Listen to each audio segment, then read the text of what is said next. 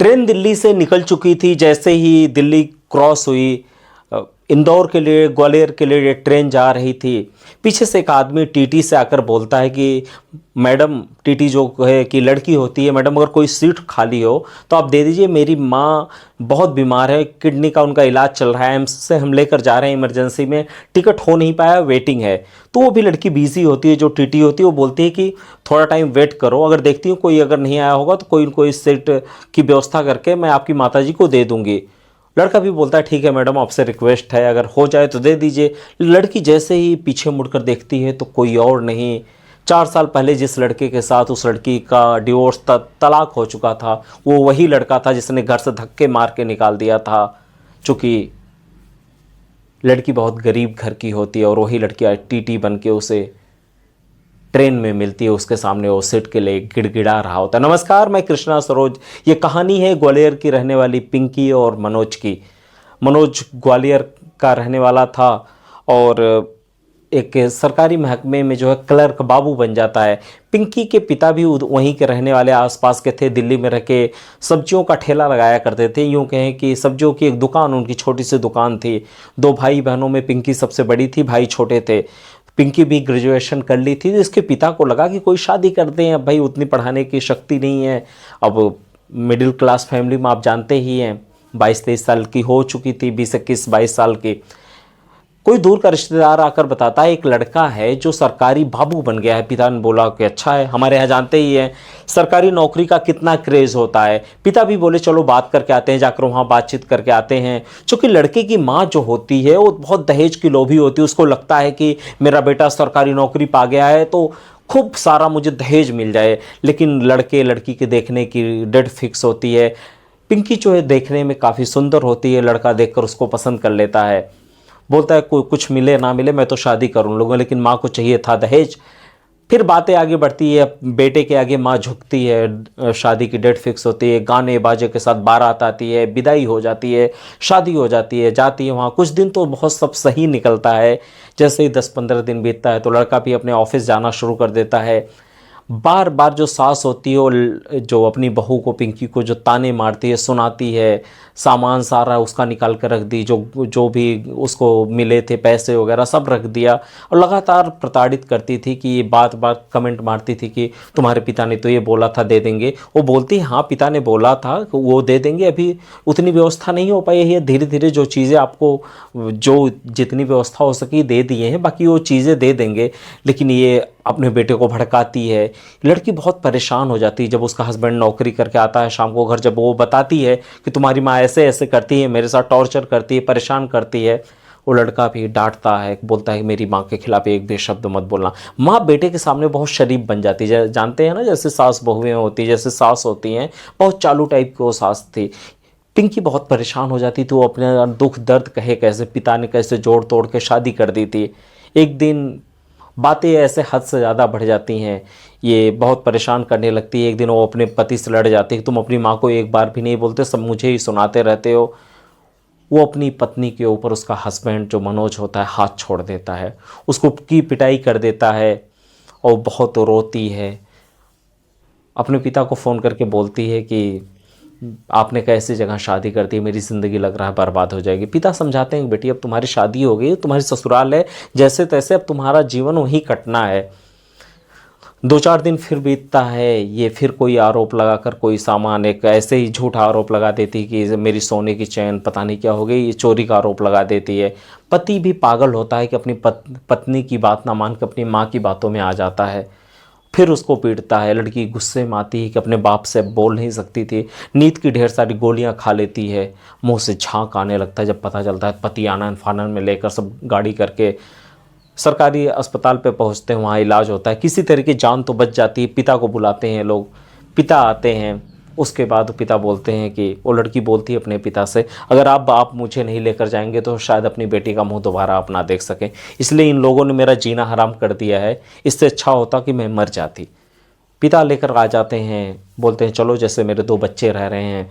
फिर वापस अपने घर लेकर आ जाते हैं, चूँकि दिल्ली में इन लोग की सब्जियों की दुकान होती थी, लेकर आ जाते हैं, बोलते बेटी तुम यहीं रहो। पिता बहुत ही सुलझे हुए थे। पति एक दिन फिर आता है दिल कि भाई विदाई कर दो, लेकर जाना है, बड़ी दिक्कत होती है खाना बनाने की हो। तो पिता बोलते हैं तुम अपनी माँ को समझा लो, तुम अपनी माँ के कहने पर फिर लेकर जाओगे तो मैं अपनी बेटी को मरने के लिए वहाँ नहीं भेज सकता हूँ।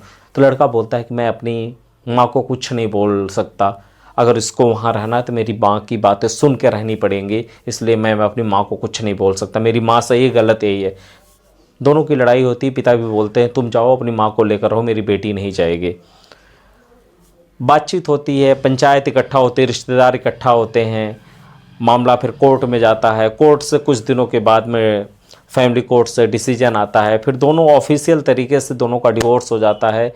जो कुछ भी होता है, लड़का भी चाह रहा होता, उसकी माँ जो है दहेज की लालची थी, उसको लग रहा था कि कहीं दूसरी जगह शादी करेंगे बड़े घराने में तो मुझे दहेज मिलेगा। वो भी रिश्ता कोई ढूंढ के समझ लो रखी ही थी कि जहाँ पे खूब दहेज मिलेगा। दोनों अलग हो जाते हैं। कुछ दिनों के बाद उसकी माँ जो है एक बड़े घर में रिश्ता लड़के का कर देती है, लड़की भी यहाँ आ जाती है। लड़की भी बहुत परेशान रहती घर की स्थिति देखकर, चूँकि एक बार डिवोर्स हो चुका था। लड़की बीए कर ही चुकी थी, उसके बाद उसने पढ़ाई शुरू कर दी, एक किसी कोचिंग में एडमिशन लेती है, पढ़ाई शुरू कर देती है, बैंक रेलवे की तैयारी शुरू कर देती है।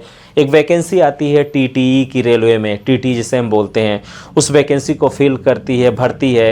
एग्ज़ाम कुछ दिनों के बाद होता है, दिन रात मेहनत करके पढ़ती है। पिता बोलते हैं तुम्हें कोई टेंशन लेने की ज़रूरत नहीं है, देखेंगे कभी जब कोई अच्छा लड़का मिलेगा फिर तुम्हारी दोबारा शादी करेंगे। लेकिन एक बार शादी होने के बाद जानते ही हैं, लड़की एग्ज़ाम देती है और उसकी तलाक के 1.5-2 साल के बाद लड़की का सिलेक्शन टीटीई में हो जाता है। लड़की टीटीई बन जाती है। उसके बाद तमाम जगहों उसकी कभी दिल्ली से किसी न किसी ट्रेन में रवाना होती है, कभी यहाँ कभी वहाँ। और उसकी सर्विस अच्छी चलने लगी थी तो उसको भी लगता है कि अपने परिवार की स्थिति भी सब कुछ सही चल रहा होता है। एक दिन ट्रेन पर एक बैठी, दिल्ली से ट्रेन जो है मुंबई के लिए जा रही थी। जैसे ही ट्रेन दिल्ली से निकलती है तो एक आदमी पीछे से आकर बोलता है मैडम मेरी माँ बीमार है और उसकी किडनी का इलाज चल रहा है एम्स से, और कोई सीट नहीं है, हमारी सीट वेटिंग है, अगर आप कोई सीट हो दे देंगी तो मेरी माँ के लिए अच्छा होगा। तो लड़की बिजी होती है, बोलती है कि ठीक है, वो टिकट चेक कर रही होती है कि देखती हूँ अगर कोई सीट होगी तो आपको ज़रूर दे दूँगी। वो बोलता है ठीक है मैडम, मेरी सीट नंबर 56 है, अगर आप वहाँ। तो वो लड़की पीछे मुड़कर जैसे ही देखती है तो कोई और नहीं, उसका हस्बैंड ही, जिसके साथ 3 साल पहले तलाक हो गया था। दोनों एक दूसरे को देखते रह जाते हैं। लड़की चूँकि ब्लैक कोट शर्ट जो भी पहन कर टीटी रहते हैं पूरे लुक में थी। उसका मनोज बोलता है कि तुम यहाँ कैसे, बोलती कि तुम। फिर दोनों जाकर बोलते हैं चलो बैठो बात करते हैं। पिंकी ले जाकर बैठती है, फिर मनोज से पूछती ये कौन, बोलती है यही माँ। तो वो देखती है, पहचान जाती है। लड़की जाकर पैर छूती है, वो पहचान नहीं पाती है माँ, मतलब कि वो लेटी होती है। उसके बाद बोलती है कोई नहीं, मैं व्यवस्था कर रही हूँ सीट की। तो फिर देखती है आगे वाले कोच में जाकर एक सीट खाली होती है, फिर इनको ले जाकर वहाँ बिठाती है। फिर कोच के अंदर से जो है खाने पीने का सामान वो आते रहते हैं लेकर, कुछ जूस वगैरह सब मंगाती है, इनको खिलाती पिलाती है। लड़का बोलता है कि तुम यहाँ कैसे, बोलती है जब तुमने मुझे तलाक दे दिया उसके कुछ दिनों के बाद मेरी सरकारी नौकरी लग गई, तब से मैं कर रही हूँ। बोलता है तुमने शादी नहीं किया, बोला नहीं आज तक तो शादी नहीं की तुमने। बोला माँ ने एक शादी मेरी कर दी है। तो बोलती है चलो अच्छा है, कम से कम दहेज तुम्हें मिला होगा। ये सब सुनकर मनोज बहुत ही इमोशनल हो रहा था, अपनी माँ को बताता है। माँ भी देखकर हक्का बक्का रह जाती है कि ये वही बहू है जिसको हमने धक्के मार के यहाँ से निकाल दिए थे, लेकिन अब हो भी क्या सकता था, चिड़िया चुग गई थी खेत। वो बताती कोई बात नहीं, चलो तुम लोग खुश रहो, और कभी अगर आना, फिर अब दोबारा इलाज करवाना है, आना दिल्ली तो आना, हमारे घर पे आना, रुकना कोई दिक्कत नहीं है। बोलती ये बोल रहा कि तुमने शादी नहीं किया, बोली नहीं, टाइम ही कहाँ मिला, अभी ऐसा कुछ सोचा भी नहीं है। वो बहुत माफ़ी मांगता है कि गलती, मुझे नहीं पता था कि ऐसा। तो उसने, लड़की बोलती भी है तुमने कभी कोशिश भी किया कि मेरे साथ आकर बात करने की, समझने की, गलत मैं हूँ या तुम्हारी माँ है, तुमने तो छोड़ दिया था इस हालत में, तुम्हें तो तुम्हारे परिवार को दहेज चाहिए था। लड़का क्या बोल पाता था, लड़का कुछ बोल तो सकता नहीं था उस लड़की के सामने। सुबह हो जाती है, ट्रेन ग्वालियर रुकती है, वो लड़का अपनी माँ को लेकर उतरने लगता है। लड़की अपना नंबर देती है, बोलती कोई बात नहीं है, तुम कभी भी आना, एक रिलेटिव की तरह तुम घर पे आना, जो भी हेल्प हो सकेगी, रुकना, खाने पीने की, रुकने की, अब टेंशन मत लेना। जो किस्मत में था मेरे, हो सकता है कि तुम लोगों ने शायद घर से धक्के मार के ना निकाले होते तो शायद मैं अपने पैरों पे खड़ी नहीं हो पाई होती। आज अपने बाप के लिए एक बेटे की तरह मैं खड़ी हूँ, और उन तमाम लड़कियों के लिए एक मिसाल मैं बनी कि जो शादी के बाद तलाक होता है उसके बाद भी एक, अगर शायद भगवान ने बचा लिया, नहीं तो उसी दिन मैं मर गई होती जिस दिन मैं नींद की गोली खाई थी। बहुत इमोशनल मोमेंट होता है और दोनों उतर जाते हैं। लड़की सोचते हुए फिर बहुत इमोशनल होकर रोने लगती है, ट्रेन निकल जाती है। तो दोस्तों एक ऐसी कहानी थी कि जहाँ पर एक लड़की, शादी हुई, शादी के बाद तलाक होता है, फैमिली अच्छी नहीं मिलती है, दो ऑप्शन थे उसके पास, या तो मर जाती या तो फिर ज़िंदगी से लड़कर कामयाबी की एक नई मिसाल कायम कर देती। तो पिंकी ने वही किया। आपको लग रहा है कि लड़कियों को इसी तरीके के फ़ैसले लेने चाहिए, ज़िंदगी को ख़त्म करने की बजाय ज़िंदगी शुरू करना चाहिए, ज़िंदगी से लड़ना चाहिए। कहानी अच्छी लगी हो तो चैनल को सब्सक्राइब और शेयर करें। धन्यवाद।